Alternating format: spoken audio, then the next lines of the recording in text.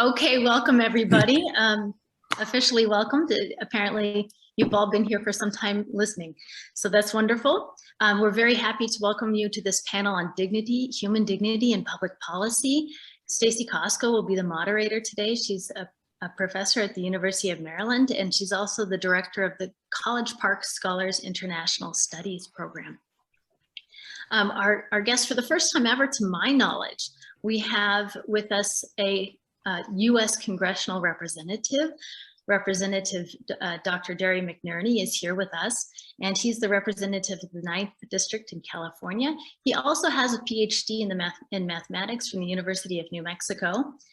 Go Lobos, I'm from New Mexico, and by coincidence or chance or just good luck, we also went to the same elementary and high school in Albuquerque, New Mexico. So that's a small world.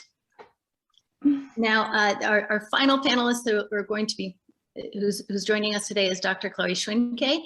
And we didn't go to the same elementary school, but we did go to the same university for our PhDs. We both had the good fortune of working with Dr. David Crocker, and Dr. Schwenke is in Washington, D.C. She's joining us from the Center for Values and International Development, which is a development ethics nonprofit. And so that's new and exciting for all of us. It's been around for just a few years, but doing excellent work. Dr. Schwenke has a very long resume in development ethics and as a practitioner and an academic with a foot in both of those worlds, including being an Obama appointee at USAID. So this is a very distinguished and accomplished panel in terms of policy, and is particularly in the United States. So the North American Capability Association, or NACA, is very happy to be able to bring this panel to you today. So thank you all for being here, and I'm gonna stop talking now so you can listen to the people you came to hear, who are gonna talk to us about sort of the nuts and bolts of something like human dignity when putting it into policy. Thank you so much. Stacy, take it away. Thank you, Lori. I'm absolutely delighted to have Dr. Schwenke and Dr. McNerney here. As Lori pointed out, it is not just an unusual, but I think a once-off so far occasion to have a sitting representative from Congress. And of course, Chloe also is a political appointee. It has amazing chops in public policy, and both of them have a lot of experience with ethics and philosophy as well. And I think this is going to be a really interesting conversation about how we bring those things together. So I will send off to, I don't know if we sorted out which one of you was going to go first, but maybe Chloe could start, and then, or I think Jerry's going first. Jerry's going to start? Okay. Yeah. Jerry will start, and then Chloe will come back in, and then I'll kick off after that with some questions that I have for both of our panelists, and we will then go to the Q&A from the audience. So please do put your questions in the chat or in the better yet, in the Q&A section. Thanks. So I guess I'm on now. Hello, and thanks for inviting me to participate today. I want to talk about a new kind of ethics, but first I want to understand why I want to do this, what it means, who would shoulder the responsibility, and how we would go about implementing that. So the why is pretty straightforward. Ethical systems are absolutely essential for human development. Without ethics, humans would be in small clans, constantly warring in deadly combat with each other. It would be a Hobbesian type of world. So written or unwritten, the rules of ethics have allowed people to come together in cities, in towns, and nations, and build a population and civilizations of up to 9 billion people today. But today, unfortunately, humans are on an unsustainable path. If you look at consumption and pollution, most biological systems are in accelerating decline. We also have ideological and religious differences. Combine that with weapons of mass destruction, and we have a threatening situation. Sadly, this indicates that there's a need for something different. And it's interesting in my mind to say that even if every single human on Earth scrupulously followed one of the widely accepted ethical systems, we still wouldn't see anything different. We'd still be on a self-destructive path. So this indicates, again, that there's time for something different. And what I'm calling it is an ethical superstructure. It has to be based on currently accepted ethics, should be focused on human survival, and I'll call a system like that human survival ethics. So on the what part of this thing, it's best to have an intuitive and defendable principle to build a system like this upon. And so I'm identifying a fundamental principle being the long-term and dignified survival of the human race. All requirements that we can think of must flow from that fundamental principle. So let's talk about what that fundamental principle means. First of all, long-term. And I arbitrarily choose a number of 100,000 years. And the reason I choose that number is because it's effectively infinity to us, to who we are.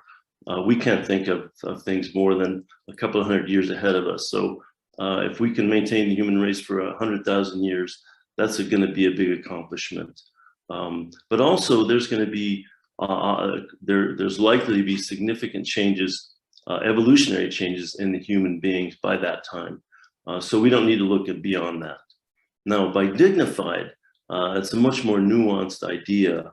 There's many ways to define or to measure dignity. And in order to really have a complete system here, we need a thorough understanding of what that means. But fortunately, that idea, that notion has been pretty well examined. I want to give a lot of credit to Dr. Nussbaum and the capability approach, the central capabilities. And also, fortunately, I have a co-panelist, Dr. Schwenke, who will spend time after I get done talking about what dignity means. So I think we're in pretty good hands. But it's interesting to me that there's been a notion that's been emerging in HDCA, human development and capability, both that society needs to take more responsibility for the well-being of the individual so that individuals may reach their potential. So who is going to shoulder the responsibility? Who's going to shoulder the burden of this new ethical system? And it's clear to me that the largest organizations of human beings have to be significantly invested in this for it to work. And those large organizations are religions, corporations, and governments. It's difficult for me to see how we can maintain a dignified human presence without the buy-in from those three types of organizations. So now we get into the nuts and bolts. How do we develop a set of requirements for our survival? And I have developed a set of 10 requirements. And I can tell you this is the first time they've seen the light of day. So I do expect and welcome feedback and work and maybe even collaboration, because this has to be a collaborative process. I have a specific point of view from my background and experiences. Other people around the world have different points of view. And I think that's what it's going to take is a sort of work in progress. How do we develop the requirements that'll help us get to the fundamental principle? So let's start with one of the big organizations that I mentioned, religions. Religions have an incredible power to inspire people to action. You can see that employed throughout civilization, throughout history. Ethics often flow from religious thought, and this has empowered humanity to develop the civilization. We have the ability to work together without fear of deadly conflict on a daily basis. But the first requirement that I'd like to consider is that religions use that inspiration to teach care for our beautiful earth and to preserve that earth for future generations. And this, I think, is a real central idea. But on the other hand, this power of religions can inspire violent conflict.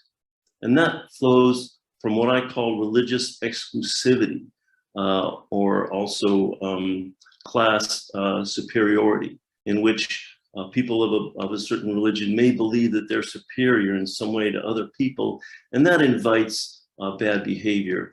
And so the second requirement is that exclusivity, religious exclusivity, and class superiority should not really be part of any religious teachings. And the third thing I want to say about religions is that they do encourage procreation by and large, and procreation is necessary. We wouldn't be here if humans didn't procreate, but the human population has proliferated to a point where it's unsustainable by unaided natural resources. And so the third requirement might be that religions teach responsible procreation within their inspirations. The next item I want to talk about is under the purview of governments and corporations, and that is science. And as everybody understands, science has brought comfort and longevity to people that would be almost unimaginable a couple of, or 3 centuries ago. And that has given the tools for human population growth to where we now see it. But now, today, we see that there's more humans on the planet that can be supported, as I said earlier, unaided by natural resources. Moreover, there's occasional mega disasters that can threaten the human species. And so the fourth requirement I'd like to consider is that society must support continuing advancement of science to prevent major catastrophes from occurring that might cause mega die-offs. But on the other hand, science has created threats such as nuclear weapons, such as carbon pollution. And so then the fifth requirement I'd like to consider is that science must learn, society must learn to control science. There's ways you can do that. Most of these big science projects have a big financial cost and a big footprint. Scientists have to apply for grants from governments or from corporations, and they should be required to include a risk assessment for these kinds of projects. But that's just one way that that might work. The next area is under, again, the corporations and governments purview, and that is sustainability. In my mind, sustainability means consume resources no faster than they can be replenished by nature, and pollute no faster than can be scrubbed by nature. And so the sixth requirement might be governments and corporations must work together to create a sustainable economy so that people can live with economic systems that are sustainable. Another possible requirement would be that governments must, corporations must benefit all stakeholders. And that means including in corporate bylaws or charters, non-harm to the environment and social benefit, including utilizing all available human resources. The next issue is under the purview of governments alone, and that's the conduct of war.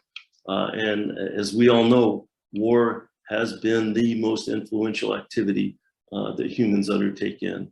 And past wars have caused immense sufferings. No question, they've caused famine and genocide, just an immense amount of suffering. But the impact was local. Caesar might have killed a third of Celtic Europeans and enslaved another third, but people in Asia never heard of that. On the other hand, Genghis Khan moved in and killed millions or even tens of millions of people, but the Aztecs never heard of him. They didn't know what that meant. But today's different. Today's wars threaten extinction. And unfortunately, most wars are totally unjustified. But there's a fortunate occurrence here. There's a concept of the just war criteria. These criteria were developed first by Cicero in the Roman times and have been updated and improved since that time over the millennia by different thinkers. And if the just war conditions are met, there's 6 of them, then war is morally justified, but not necessarily required. Interestingly, the just war ideas are incorporated in the United Nations Charter. So the 8th requirement for human survival might be that every nation on earth adopt the just war criteria in their governing laws or constitutions. But many nations already have possession of weapons of mass destruction, and that's a problem.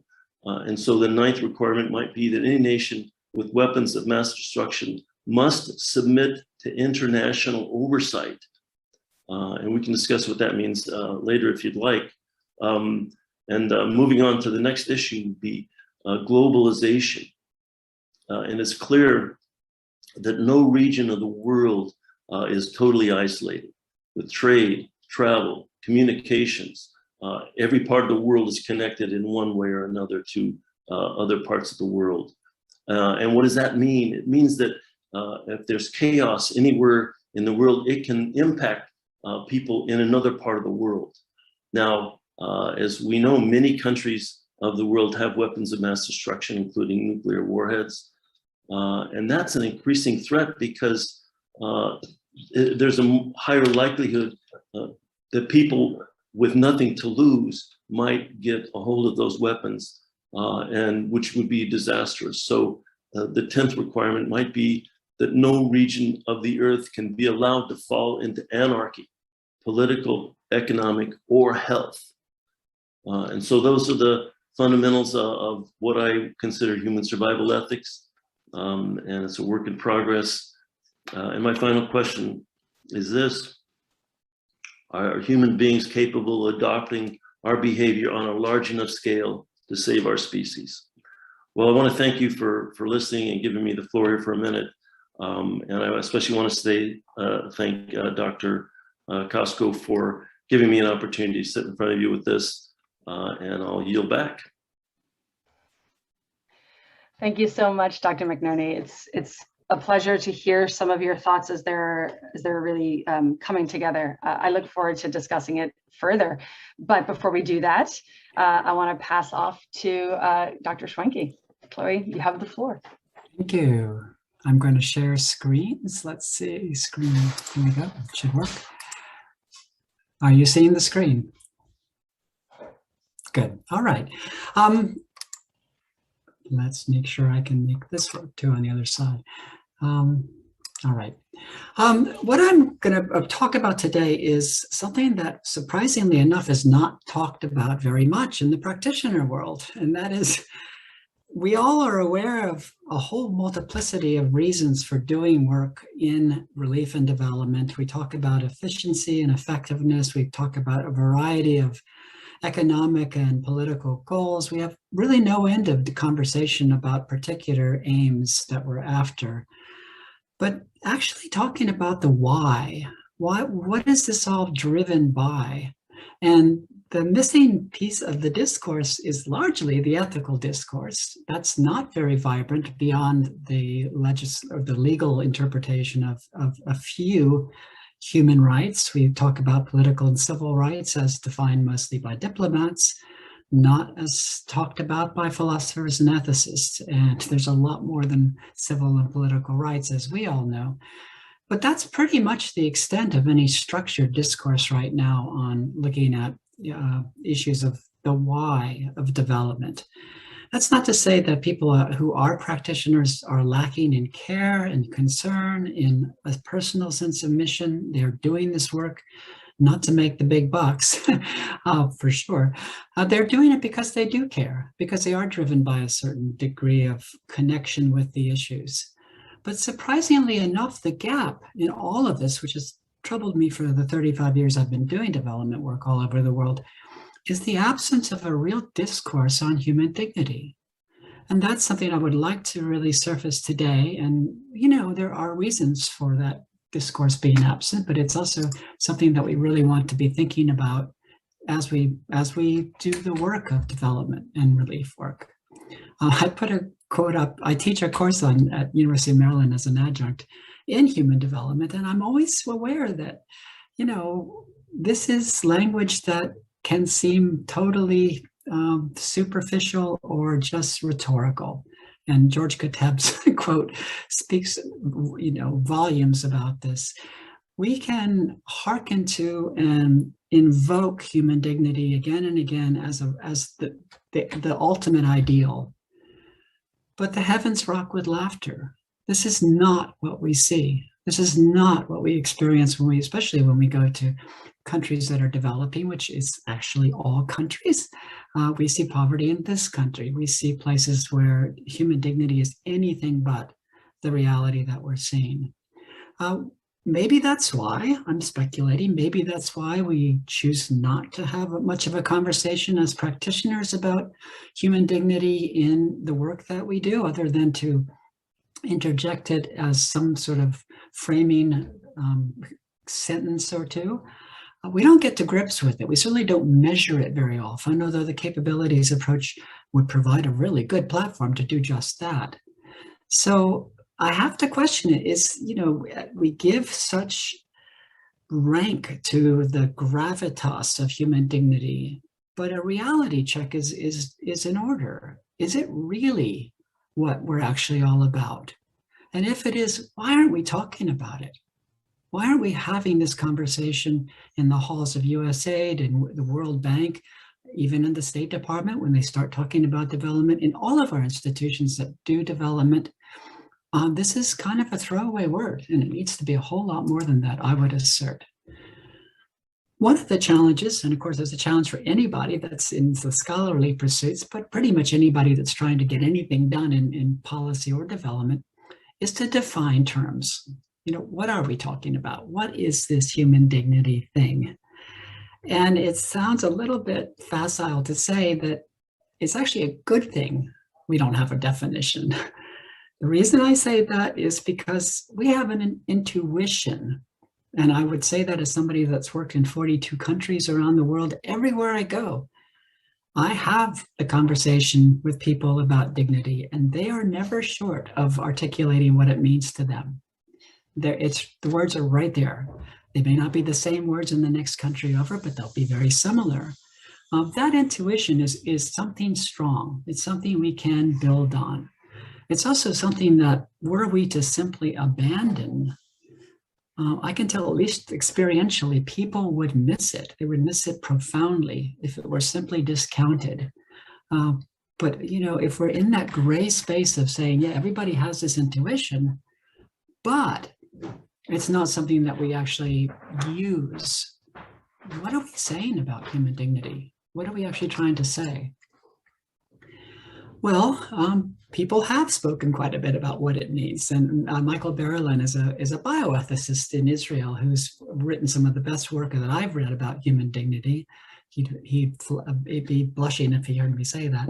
But he's given some real structure to what dignity means in 4 particular contexts. And they are, again, big terms. They're big assertions. The first being that human dignity is everywhere. It's everyone. It's universal. We can't have selective dignity. It's either universal or it's not. I mean, that's not entirely true. We had Dr. McNerney talk about Cicero. I mean, going back to Roman times, there was a whole structure of dignity that was really a byline for rank. It was social rank. You had dignitas, you had different sort of levels. And of course, it could be parsed out all kinds of ways. And that notion of dignity has been with us for a very long time. That's not what Berlin is talking about. It's not what I'm talking about. I'm talking about the dignity that is really cohering with the existence of being human, that we can perceive if we're open to perceiving that. So universal is important. And of course, universal means equal. Well, it doesn't mean equal, but it ought to mean equal. There's that important ought word. I've even ratcheted up a little bit more. Not only should it be universal and equal, it ought to take priority. It ought to be the primary issue that institutions and people of any country, any authority, this should be the value that overrides all others and upon which other values are based. This is the foundation for human rights and for civil rights and law. We should go back to that foundation occasionally and take a look at it, shine a light on it, have the conversation about it. The other thing, and I give all credit to Immanuel Kant for this, whose shoulders I would be happy to stand on at any time. Dignity is irrevocable. Dignity is the nature of being a human being. It's the fact that we are rational, that we have that capacity uniquely, that we're able to understand, as Kant would say, the moral code. We can at least maybe not understand, but we can draw near it. We have the rational capability to see that it exists, that there is a moral order in the universe, and that we can relate to that in ways that can guide our actions. I would add to Kant, dare I do that, by saying it's not just rationality, it's the fact that we care. That's something that, really it took feminist ethics to really surface that as a serious issue, but it is a driver. It's a very strong driver of what we do. So that's a really important driver for what I talk about. Well, back to politics. We have the use of the term dignity again and again and again. And I think with due sincerity, I am a firm and staunch Democrat. I like what Democratic leaders say. I own that as a former Obama appointee. The quote I'm putting up from President Biden is hardly unique. He uses and incorporates references to human dignity all the time. I don't think that it cheapens it. I think it's important that that's surfaced regularly and it's brought into the discourse frequently. But I think there's a lot of work to be done to fill that space in, particularly in relief and development. So what it means, how do we measure it? How do we see who's fallen beneath that threshold? What is a truly human life, to look at what Sen and Nussbaum talk about? What is a life of dignity if we go to Kant? What is a life of care? What is a life of, effective response to people in suffering, which is, after all, what morality is all about, is addressing suffering. I'll end with just this observation, and it's again an intuitive observation. It's also a step of commitment. It's an article of faith, if you will, that even though we look around the world and we see people that are exploited and manipulated and forgotten about, we see the women of Afghanistan being abandoned in many ways. We see women and people generally in many countries, their plight being not appropriately considered. They all matter. They all matter significantly. The last reference I will make is not on the slide. It's to Steven Spielberg and Schindler's List. If you haven't seen that movie, see it. It's a movie filmed in black and white, except for 3 particular scenes. And one of those scenes is in a concentration camp. It's the masses of Jewish concentration camp internees walking by in a, really dejected. It's a gray scene. Black and white works well for this. It's miserable. It's as far from human dignity as one can imagine. Spielberg uses that opportunity for one of his color scenes, and it's a little girl, and she's wearing a red coat, and she's got blonde hair. So she stands out, and the message is absolutely riveting to me. She is an individual human being. Her dignity matters. The dignity of every person in that shuffling mass of people who have been victimized by the Nazis in this case matters enormously. And if we forget that, we forget it at our peril. I will stop there and look forward to the conversation that we have. Thanks. Thank you so much, Chloe. I saw that movie a very, very long time ago, and probably to some extent willfully. I think the only thing I clearly remember from it are the scenes with the little girl in her red coat. It was so powerful, and perhaps for exactly the reasons that you say. Thank you both. This was rich and outstanding. I have a few questions to lead off, and then we'll take questions from the chat. And I want to thank Stacy and Mackenzie, who are the other Stacy and Mackenzie, who are also in this, who are going to help us out with making sure that I can see the questions. So the first question that I have is to both of you, and then I have one specifically to Jerry, and then one specifically to Chloe.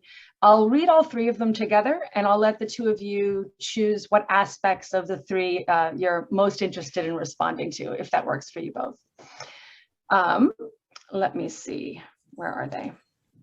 So for both of you, Representative McNerney's human survival ethics focuses on the long-term survival of the human race in which all members live with dignity, but it says little about non-human animals.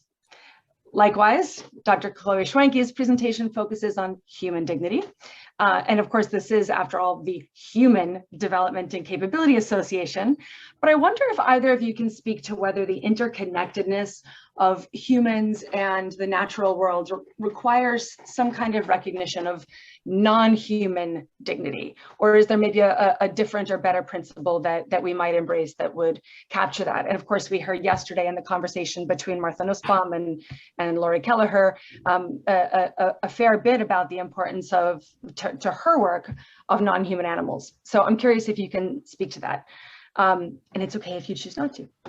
The question I have specifically for Jerry is that it seems like one thing that sets human survival ethics apart from the more common ethical systems that we're all used to working with, the rules that govern our individual behavior, is that human survival ethics suggests a system of ethics for organizations. You really emphasize corporations, governments, and religious institutions. So as a sitting member of the United States Congress, you have the extraordinarily difficult daily task of trying to get all three of these kinds of organizations to align in order to create positive change. So how do you envision mobilizing human survival ethics in a practical way? So what I mean by that is, how do you get these really rather disparate organizational bodies to buy in? What are the concrete steps that you or we might take? You have your 10 requirements, but are these things that you think can be legislated, or ought they to be taken up voluntarily? I'm curious how we can operationalize this. And the question I have directly for Chloe is that I'm interested in how we might approach a discussion about values in the context of seemingly incompatible cultural differences. So, as you pointed out, with reference to Roman times, dignitas is something that was that was not equally offered to every person. There were hierarchies in society, and we still see this in the caste system and elsewhere. So how might we mobilize conversations about values and the concept of human dignity in the context of cultural differences, including things like discriminatory laws and practices for women, as we're seeing in Afghanistan and elsewhere? So thank you. I will toss it back to whichever one of you would like to go first. Thanks. If you don't mind, Chloe, I'll take the lead first. Sure. And I think those are great questions, and I was hoping that someone would ask those kind of questions. So, and I think the important thing with regard to non-human dignity is that we need to look at it as a sort of enlightened self-interest. If we want to survive as a species for 100,000 years, we're going to need all the natural bio resources that are there. I mean, right now, as I mentioned earlier, not all, but most all of our biological systems are in serious decline. And it's clear to me that if we want to have a dignified future, that we're going to have to take a lot more care for that whole environment, the whole ecosystem, including all the animals. When you look at mammals, you think, well, Jesus, this mammal has feelings. And I think that's true. I think they do have feelings, and they have fears, maybe not as complex as ours, but nonetheless, if we don't provide that sort of opportunity for at least the minimum dignity for all the species that we deal with, then we're not going to be surviving for that much longer, in my mind. So, yeah, we as a species, you want to talk about survival of your species. That's sort of an instinct. But in order for us to be able to achieve that, we're going to have to give a certain level of dignity to other species. It's just going to have to be part of the program. Now you ask about organizations, and I did mention 10 proposed requirements, and I think of each of those as something that is going to be required if we want to survive. Now, I think there's going to be some, or I hope there's some discussion about the necessity of each one of those and ones that I may have missed. But it covers a whole spectrum of ideas, and some of those things can be legislated. I mentioned corporate bylaws, and I think that's something that can be legislated. I mentioned that government should incorporate the just war criteria into their constitutions. Again, that's something that can be, I don't know if legislated is the right word or not, but that can be included by sort of a collaborative process within a country. But then when you move into religions, we have no business telling religions what to do or how to do it. But we just hope that the religious community can understand that that they have a responsibility for the longevity of our species, and slowly, gradually incorporate ideas that look like the ones I presented in a way that will give us that opportunity and give our descendants that opportunity. Thank you. Thank you very much. Chloe. I muted you. I'm sorry. Okay, I will unmute myself. Thank you. Good. I think we need a reality check again. I think the reality check is that we are not talking about minor issues here. We're not talking about tweaks at the fringes. We're talking about as fundamental and paradigmatic changes as one can conceive of. This is radical stuff. Talking about human dignity itself, were we to actually do dignity, as it were, if we were to really incorporate those convictions in our lives, our institutions, our politics, our structures, our international relationships, the world would be so different than it is right now. So that's the first observation, is this is a really big challenge to us. It's a challenge that I feel appropriate to raise now, not out of just deep idealism, which I probably can claim, but the sense that this is an existential time. This is an existential challenge. This is the time where humanity is on the verge of facing the challenges that Dr. McNerney has been talking about. We are at a situation now where the status quo cannot continue, period. It's got to stop. It's got to change. It's, we struggle to think differently. We struggle to think differently in so many aspects. I mean, I'm openly acknowledging my identity as a transgender woman, and people struggle like crazy with that. What do we do with non-binary people? How do we change even not just our vocabulary, but our whole way of thinking outside the binary in terms of gender, which is so deeply grounded in the way we think about humanity and dignity as well. These are training wheel exercises compared to what we are talking about here, of moving towards an existentially survivable world in which dignity is at the center. We have to do that because there are limits to growth. We have to do that because the way we've been living on this earth is not sustainable. We have to do that because we are interdependent with the animals and creatures and ecosystems that we're surrounded by, and we bear a particular responsibility too, because we do have the gift of rationality. We have to own the obligations that come with that gift. We are them and they are us when it comes to ecosystems. And the sooner we learn those intersectionalities and interdependencies, the more chance we have to have that human existence and dignity that Dr. McNerney has spoken about. We have to move ahead. And you wanted me to also talk about the incompatibility. It's connected. It's actually connected very much. I run into this a lot with my students and also with some of the younger employees that I've worked with. they go abroad, they go to developing countries, and one of the first things they do as Americans is they start to apologize for their values. You know, they feel very guilty being one of these corrupt Westerners or Northern global North people and all these colonial values, et cetera, et cetera. I try to stop them in their tracks and say, well, wait a minute.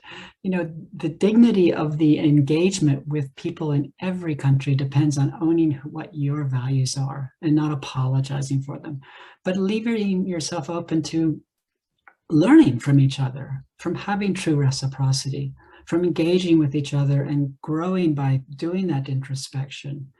I, however, will push back a lot on blamed for my values in countries where, for instance, religion makes certain people subordinate or less than fully dignified or denies them opportunities that some other people get. I'm thinking of child brides. I'm thinking of countries where women can't drive. I'm thinking about the global pandemic of gender-based violence, etc.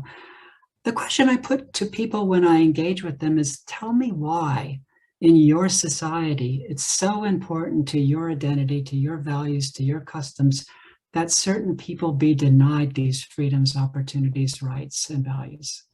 Why is it that you must stratify so that certain people, like in India, the indigenous people of India, the Adivasis or the Dalits, the lower caste people, why is it so important that you keep those people subordinate? How can that be a testimony to your commitment to human dignity as a universal and equal commitment? Thank you very, very much. Powerfully said. I know that Lori Kelleher has some questions as well, so I'll hand it over to our esteemed chair.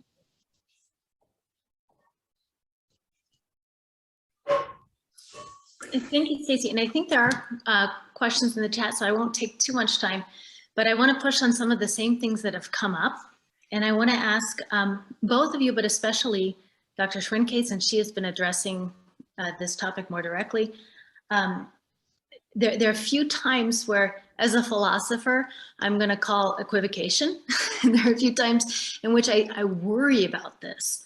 As a philosopher, this is what keeps me up at night, is sometimes I hear you making the excellent point that you make, and I say excellent because it's the one I agree with, that human dignity is inalienable and that we all have it, it's universal, we all have it, and I would go further to say we all have it equally. And then other times when we use this language, and I think the language matters, when we use this language about saying we're going to measure human dignity, we're not able to measure human dignity if we all have it equally. It wouldn't make sense. What we want to measure is recognition of human dignity. And we don't want to say that policies that religions or cultures hold or practices reduce somebody's dignity or make them less than fully dignified child brides. We can't reduce the dignity of a child bride because they have it, whether we recognize it or not. So I want to just make sure that we're in agreement. So what we really want to do is promote recognition of human dignity and measuring the recognition of human dignity. Because if we believe some of the things we were saying earlier, we've all got it. And so it's not a matter of whether or not we've got it by policy, it's whether or not we recognize it. Is that fair to say we're on the same page there? Almost, not quite. Okay, I mean, and the not quite becomes is because it's one of the central debates within the whole study of human dignity. Arndt Polman is one of the most outspoken thinkers in terms of qualifying that universality, in the sense that he says, yeah, everybody's born with the potential for dignity, but that there has to be an assertion of that by yourself, that you must exercise agency, that it just simply isn't going to just happen. You're part of asserting your dignity and making the demand that society, governments, etc., respects that. You can't simply be passive. You need to own that in a very active way. Other people, George Gatep, for instance, Berlin and others will say, no, I mean, it is innate. It is not, you don't have to do anything else. Governments should respect this. They should structure their laws and policies to reflect that. They should take measures to encourage people to fulfill their opportunities in a dignified way. But these are different views. They're different views of how active or passive a person is, whether a government actually needs to respond to somebody's demand that they be treated with dignity, or whether they just simply ought to be treated with dignity. Okay. Yeah, so I won't press further there, but I'm most interested. I know that there's a lot of disagreement, but I was most interested where you stand. But instead, I'll take this chance to ask Dr. McNerney a question. And I'm particularly interested in, as you rightly noticed in response to Stacy's question, that religion has a different status in the United States politics and the political cultural sphere in the United States, and that we can't set policies for religions. We can't say that we decide that these are the beliefs that we ought to limit procreation within a religion.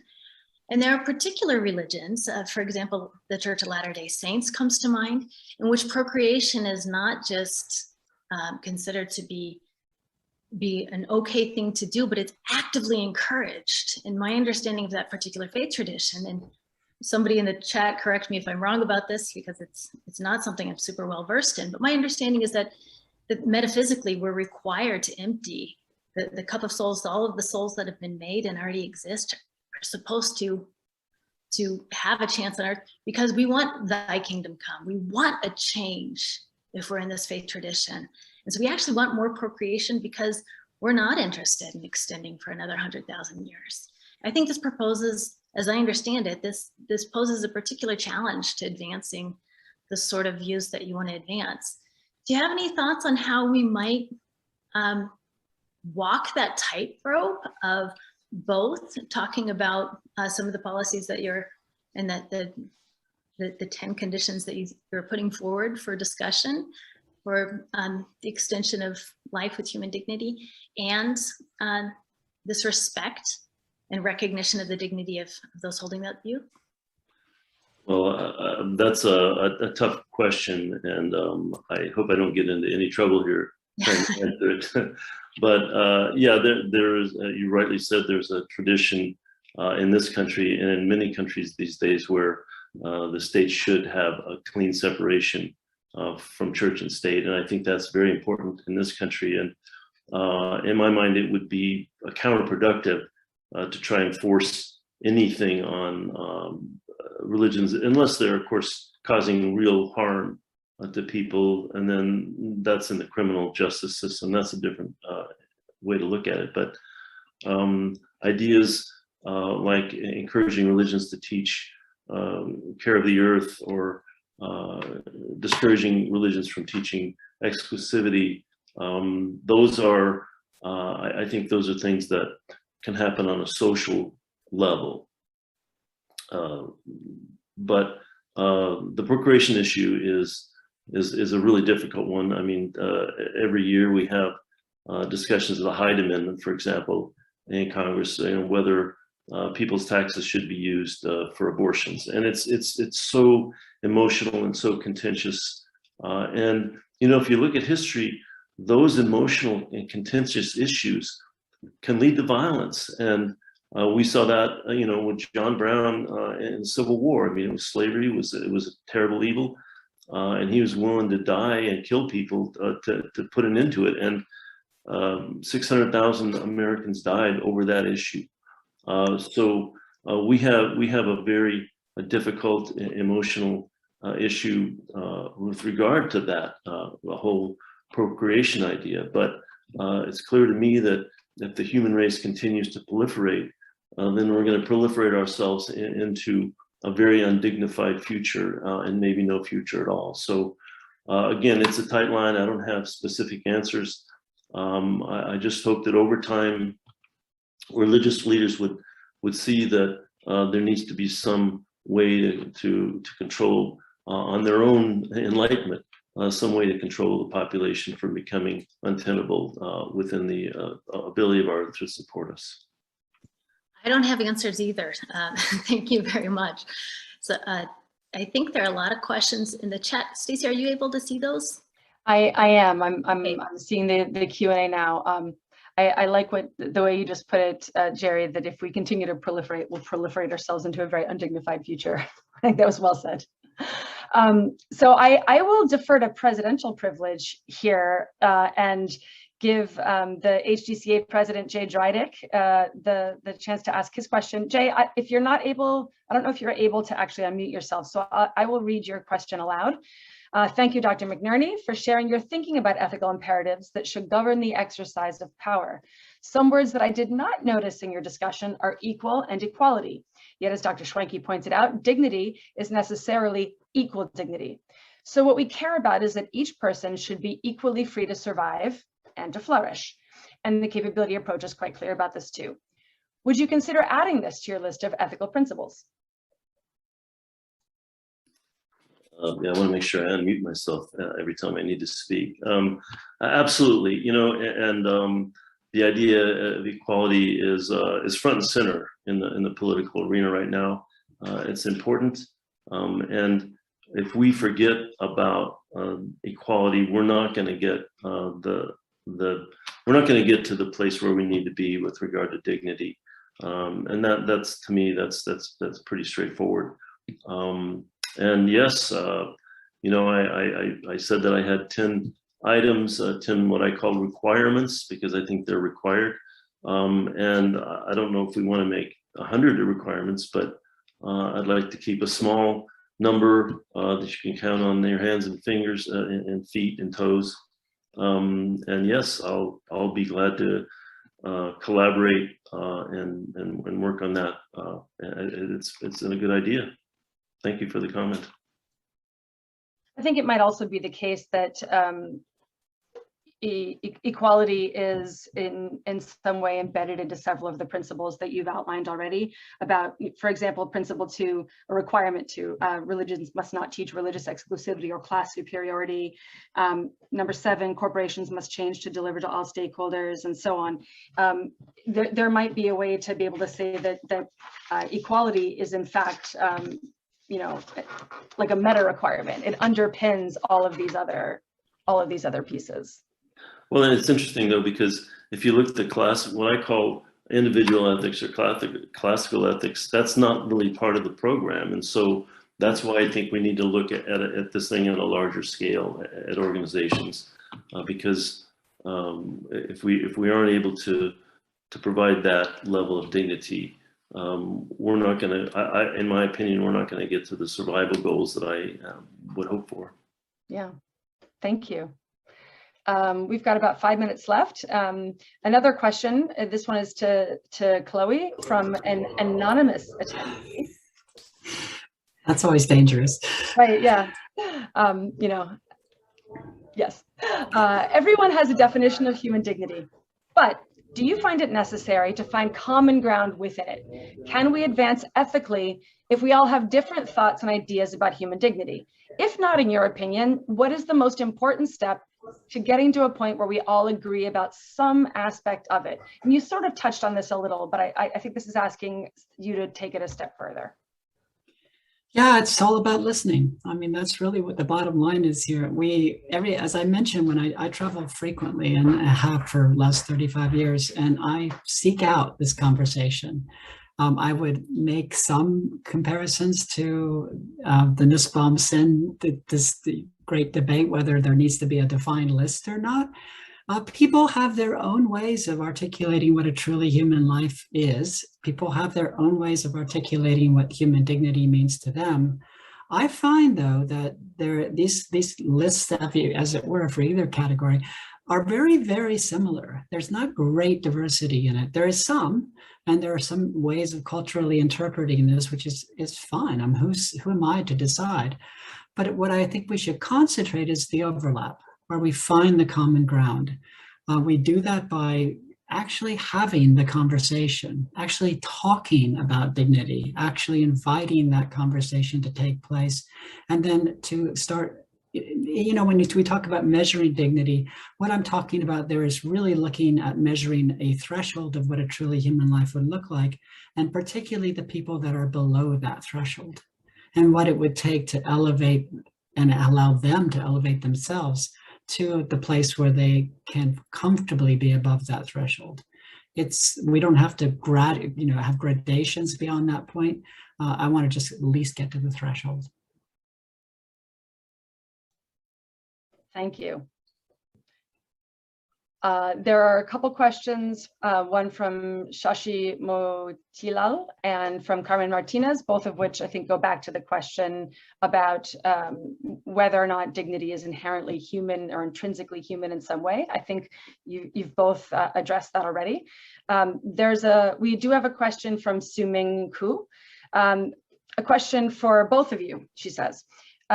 Public health activists in Brazil, we started writing about which they term survival activism, but find it difficult to define that for others. Could you hazard a definition or explanation that could help us define survival activism, those of us working in public health activism in Brazil?